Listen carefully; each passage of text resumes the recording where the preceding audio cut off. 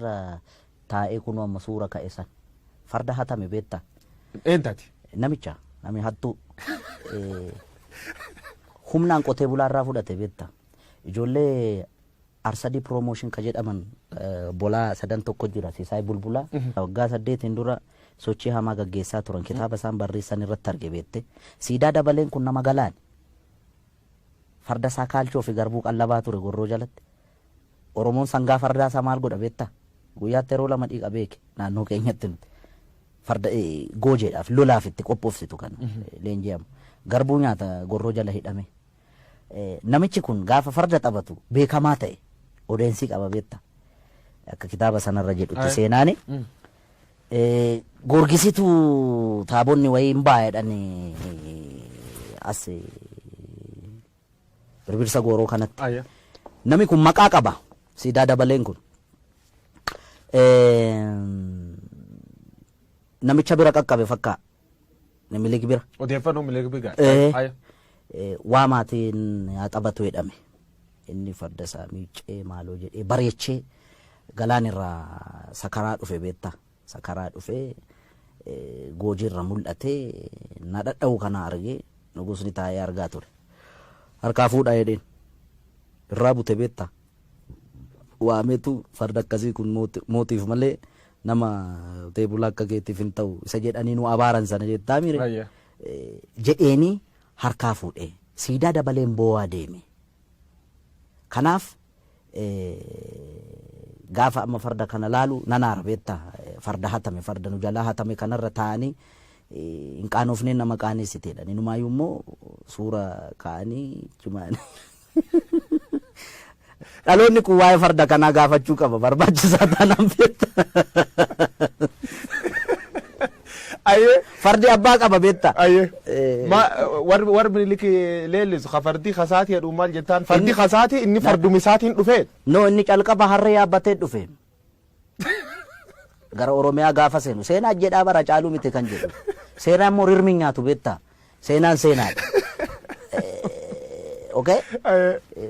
Yaabbii fardaa isatti beekanni amma waa'ee Adwaa faana wal qabate warri lole kun tuulama kana fardaan dhaqee dhukkeerraa kaase minni wotoorra ka'ee danda'a yookaan qabaniif ittiin deema ta'an beekamu. Ammas bari ijoolleen gaafa fakkeessitu siidaa isaa bukkeetti gaafa Adwaan kabajamu ijoolleen jijjirti farda jalatti qabanii kan deddeemne. Sangaa fardaa si jalatti hin qaban yoo yaabbii dandeessedha kan yaabbatu. Namoonni siidaan kun kajiganii jedha siidaan kun yoo jig fardi akka fardi ka Oromoo fardi kan Oromoodha. Akkam tolcha? Farda akkamitti jigama? Akkam tolcha? Kajige yoo inni isaarraa jigsan malee. Okay gaa inni walumaa galattan fardi abbaaf deebi'uu qaba inni dhaloonni hin deeffata baay'ee. Anaaf sirratti hin ta'in malee inni waan hin oolle beektaa? Waan amma Ameerikaa kana keessatti ta'aa jiru beektaami? Biyya qaroomte biyya guddatte yakkamaa beeke. Minilikitiif yakkamaa moo yakkamaa? Oh my God, oh my God. Ani inni gaa reeffaa miirammaa ekeraadhanni